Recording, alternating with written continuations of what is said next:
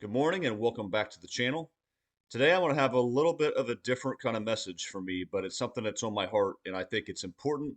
It is, of course, at least loosely connected to narcissism, but it's bigger than that, if that's possible. Um, my message is simple. Never marry quickly. Don't do it. And I'm going to talk to you right now today about why I'm saying this. I think we've all heard stories. I'm sure that every one of you watching this has seen this, experienced it, heard of it, as have I, where two people meet and they get married very quickly and they live somewhat, happily ever after.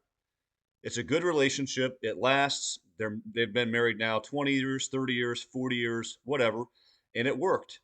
And the two people got along, and it was, for all intents and purposes, about as good as two human beings can get along and be married together. One of my favorite pastors on YouTube, his name is Vlad. Really, really awesome guy. Very wise. He has been married for years now. He met his wife, um, and they were married very, very quickly. I think it was less than 6 months, and they lived a distance apart, and it just all happened very, very fast. And they've been happily married. It's worked out beautifully. I have a neighbor that, well, my parents' neighbor, but my former neighbor, who they've both been married for many, many years now. They met each other. They've been single for some time, both of them, and they got married, I believe, in less than 2 months, and they have had a wonderful marriage ever since then, which is awesome. You've all heard stories about this. Does it happen? Yes. Will it happen again? Yes, it will. But I want to tell you very distinctly, those things are so far and away the anomaly of how it works that you can almost throw them out. It's great for those people that it happens to. Don't get me wrong. But I'm going to say this probably several times, and I don't use this word often. If if someone meets and they get married very quickly and it works out beautifully, they got lucky. They were lucky. Brian, lucky? What do you mean? As a person of faith, you're saying they got lucky? Yep, they did. It's a bad idea to get married quickly for anyone and everyone. I would not suggest that anybody does it. Um, it's sort of like the people who get together that fast and it works. You had as good a chance of winning the Powerball. You had as good a chance of striking gold or finding oil on your property. You have as good a chance as finding the needle in the haystack or going to the bottom of the sea and finding that one clam that's got that beautiful, expensive pearl. It's possible. It's so unlikely that you cannot hedge anything on it, and you better try to avoid it. Here's the main reason why. It doesn't matter how a person enters your life. You you guys are going to know you know where I'm going with this, some of you. You must give people time. You cannot know a person in a couple months. You cannot know a person in 6 months. If you got to know them and all looks good and it worked out forevermore, you got lucky because you could not possibly have vetted the person, nor could they possibly have vetted you and found out everything you really need to know to enter into that sacred covenant that should be lifelong. You could not have known. You've got to give people time. For instance, many, many examples. You don't know if you get married quickly how that person will respond if you have debt or financial difficulty that comes out of nowhere. Doctor bills, unknown payments, someone loses a job, something like that happens. You don't know how that person's going to respond if you barely know them. How about just all sorts of different instances where frustration takes hold? There's problems with job, there's problems in personal life. A million things can come up that cause people frustration. How do they handle it? How do they handle those things when they come up? What about disappointments in life? You don't know how they're going to handle that. They don't know how you're going to handle that. Negative events of all variety. What if you get in a car wreck? What if the person totals the car? What if you're in there together? Are they going to blame you? Are they going to berate you? Are they going to be kind, loving, and supportive? You don't know. If you got married a shotgun wedding, maybe you didn't get in that wreck until a year down the road, and then you saw something come out that you had never previously seen. You don't know about the day in, day out communication that it takes to be with someone. In any kind of relationship, much less a marriage for the rest of your life, you have to get a feel for the ebbs and flows of how that person is day in, day out. How do you respond to each other? Is the line of communication steady? Is it constant? Or do they pull back? Do they ghost? Are they unpredictable? Everything that I'm talking about and will continue to talk about, guys, is easily fakeable for a period of time. If you haven't known them for very long, you can pretend to be almost anything. Doesn't the narcissist teach us that? So you have to see what someone is like on a daily basis. And I'm not saying live with them first. I'm not saying that. Don't do that. Please don't do that unless there's some very strange circumstance. But don't live with the person. And don't be sexually active with the person either. I'm just going to say that while I'm thinking about it. Because you create bonds and ties to an individual with through sexual interaction, as we all ought to know, that transcend everything else. You want to make something really complicated, start sleeping with somebody. That'll make it real complicated real fast if things start to go south. And you're invested in a whole different way than you ever were. Please don't go to bed with somebody quickly. Don't even go to bed with somebody until you are going to or are married, preferably are married to that person. It's not worth it, guys. So day in, day out communication. You got to see how that person responds. Are they consistent? Are they steady? Do they do weird things? How do they text? How do they talk? Are they there for me when I need them? How does this flow? You want to see if X's pop up. You could date somebody for 6 months and not know if an X is going to reemerge in their lives. They didn't talk about them for a while, but that doesn't mean they're not there. Sometimes that comes out over the course of time. What about mental issues? There are all sorts of people walking this earth today, and I do not lump everything into mental disorders. You guys know that. I believe narcissism is a spiritual disorder. But I'm saying you don't know what sort of trauma, issues that the person is dealing with until events transpire and they're put in different circumstances and you get to see them daily or communicate daily. You don't know what's going on in that mind of theirs because people can cover it up easily. The narcissist is the most mentally and spiritually disordered person pretty much out there. And it's a spectrum. But how well did they cover it up? Did you think they were insane, nuts, delusional, evil? Did you think that in the first 2, 3, 4, whatever months that they love bombed you and they faked it? I didn't. They're excellent. They're master craftsmen at what they do. So are just a lot of people are like this, guys. You also don't know their triggers. What's going to cause a person to melt down, to go silent, to stonewall you, to get outraged, to go from 0 to 60. You don't know their triggers or if there are triggers, and you're not going to find that out quickly. It takes time often. You also don't know how the relationship is with, if they have kids, how their relationship is with their kids. You don't know how their kids actually are until you've seen and experienced them for a while.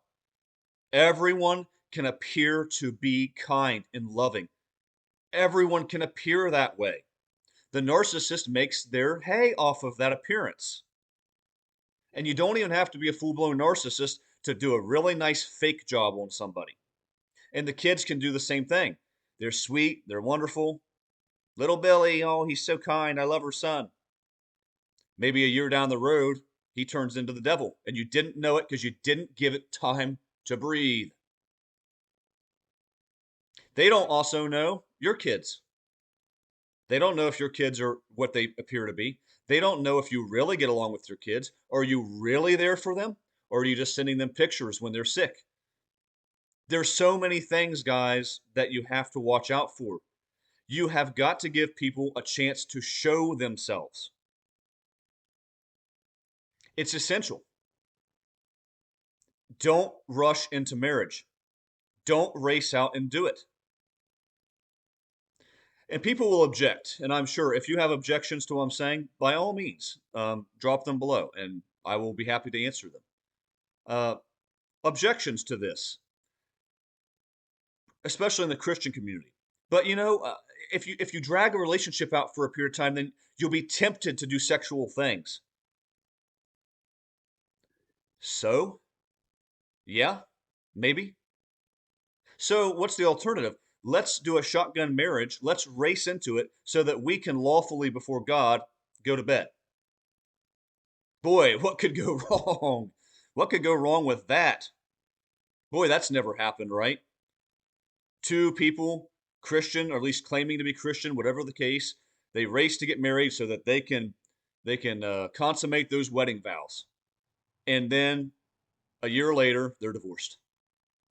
I went to a Christian university, well, two of them, and an undergrad. I went to a Christian university that was local to me, and I saw this happen over and over and over countlessly. Two people in college who got married so that more or less so that they could begin having sex, and it blew up in short order like clockwork. So the idea that my thought is this: if you are a true person of the Lord, and we've all slipped up, I'm not saying this, but if you are a person of the Lord and you feel like you belong with this person and they match you and they meet you where you are, I'm not saying there's no temptation. But you ought to be able to sustain that to a reasonable period of time to where you really get to know each other and if life works and if it fits before you have just got to go to bed. If you feel like you just got to go to bed with somebody, you need to work on yourself. You need God to work on you more appropriately. And I'm not going into a diatribe about things um, or share with you certain things about myself that most people probably wouldn't believe. Sexual purity is essential. It's essential. The narcissist treats us this way. I'm imploring you guys again, don't be sleeping around. Don't be jumping into bed with people that you're not married to. And I'm not making this a lot allowance myself.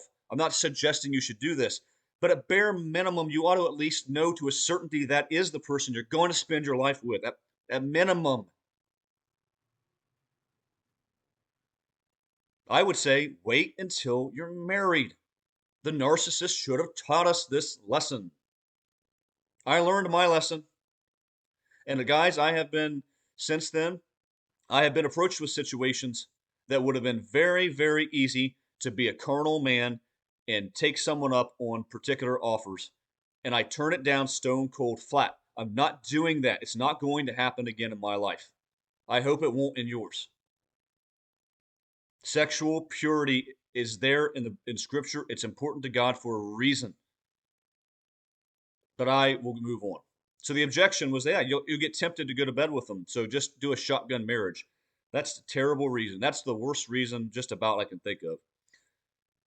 Um, what about another objection? People say, yeah, but when that person enters your life, you just know. You just know. Yeah, well, guess what? We just knew when the narcissist entered our life, didn't we?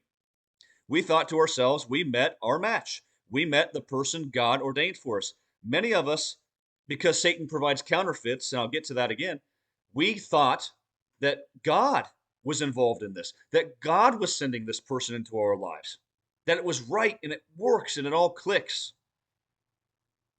You cannot trust that temporary feeling, guys, that comes at the beginning. You cannot trust this because things seem to be lining up in a particular way early on. I've been through this a couple different times where I really thought at first God was doing this. And I guess I'm kind of getting into the next objection, so I don't want to skip ahead. But the idea that you just know, Well, we just thought we knew many times. Many people think they know, but they didn't give it proper time to see what happens, and it blew up. Segue to the next one. And this is particularly true of people of faith, that we're always looking for this to happen. God sent them.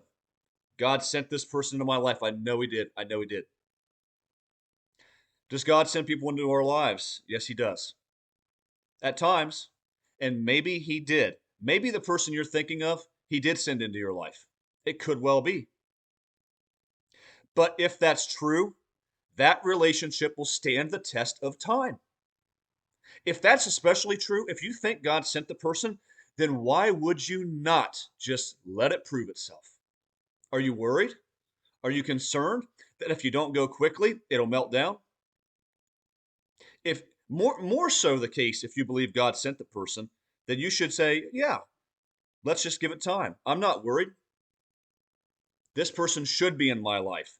And if that's the case, it will flow naturally and it will go off, not without a hitch, but it'll go off as well as it can go. It'll be organic and the relationship will keep coming back. It'll just keep returning to you. I'm not talking about you should be on and off. I'm saying without a bunch of crazy effort, exertion, where either one of the people thinks they're giving too much, it should just keep flowing. Just return. If God sent the person into your life, you're going to have peace with them. You're going to have peace. And that peace is not going to come and go and be hit or miss, and they're not going to be in and out. It will flow. And do we think that God would even want this? Yeah, I sent somebody, and so I hope you just don't do any vetting, and I hope you just fly right through every single step and just boom, go get married. Does that sound wise? Does that sound like the way God does things? It's not the way that God, I'm not going to say ever does things, but typically it's not. So the objection that, well, God sent them, great, let it play itself out. Allow that to be proven. Because I want to remind you guys of something that again, the narcissist should have taught us in spades. God sends people into our lives in situations, but guess who else does? Satan. Satan loves to send a counterfeit. He loves to masquerade as an angel of light, as do his servants masquerade as angels of servants of righteousness. You should expect, guys. This is why you have to give it time. If you hear nothing else, this is why you got to give it time. The same way you thought God sent this person because things appear to be that way, and maybe it is. Satan sends counterfeits that look and appear to be godly. The narcissist that I was with, it seemed like everything lined up, and really quirky, strange, weird spiritual things happened that made me think this is the right person. As John says, you got to test the spirits, and Satan does masquerade, and he sends these people in, and he's going to dress them up to appear godly, to appear the way that you want them to be. And if you don't give it time, you're going to be devoured because many people are out there as counterfeits, and they look good, and they will use your kids to gain a foothold into your life. They will use their kids to gain a foothold into your life. They will play upon your past experiences. They will play upon your tragedies. They'll play upon their tragedies. They'll use anything to get into your life, anything. So, how do you tell the difference between somebody that God sent into your life and somebody that Satan did?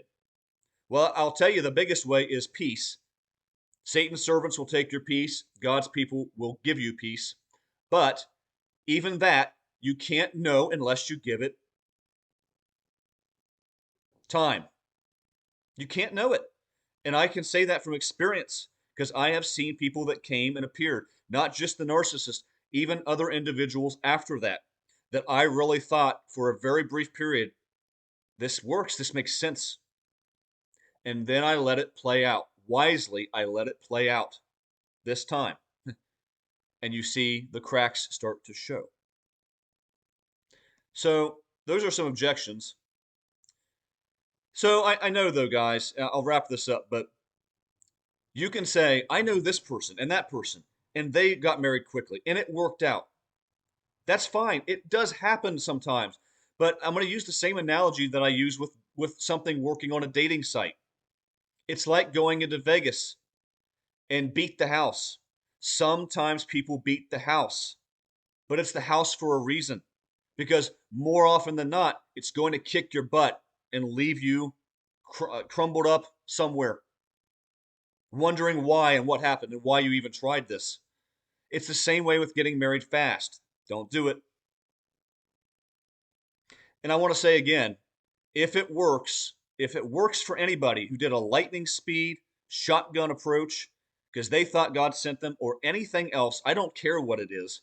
And if it does actually play out and it does work and they found a real one and over the course of time it continued to show and it's just flat out working, great. I'm truly happy for anyone that happens for. But they got lucky because they didn't take the time. They could not possibly have known how that person is going to be for all the reasons I mentioned earlier in the video. So, am I saying, you're asking, Brian, are you saying I've got to date somebody for 5 years? No. What I'm saying is be reasonable. If you are married to somebody in less than a year, that's awfully fast. That's awfully, awfully fast, especially if you're not able to see each other very often, which often happens with any long distance relationship or just many situations. Before a year of meeting, that's very quick. I don't know if it's 2, if it's 3. A lot of this is going to be discretion on your part, and our life situations are different. But I'm saying, listen to God, be reasonable, slow down a little bit, just slow down. What's wrong with developing a good, solid friendship with a person? And maybe it's recognized. Yes, there's attraction, there's interest, but let's just get to know each other for a little bit, just a little while, before we even start pursuing something romantic. What's wrong with that?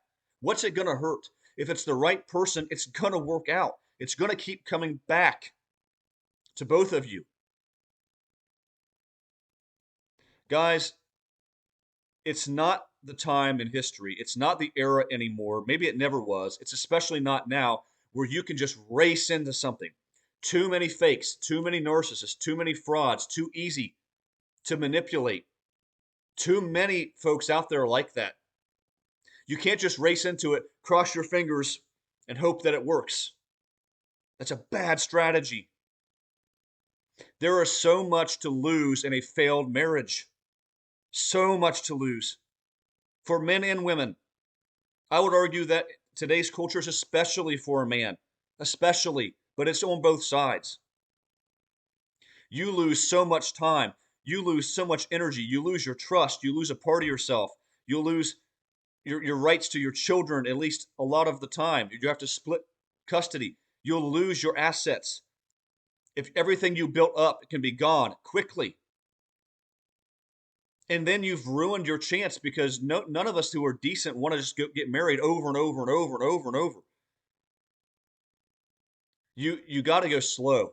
So guys, this is a very different video for me, and I hope it's helpful for somebody. Just understand, going fast and racing into a marriage is an awful idea, especially in 2024 and onward. Take your time, see what develops. Even if you think God sent them, see how it goes. So I hope this is helpful for somebody.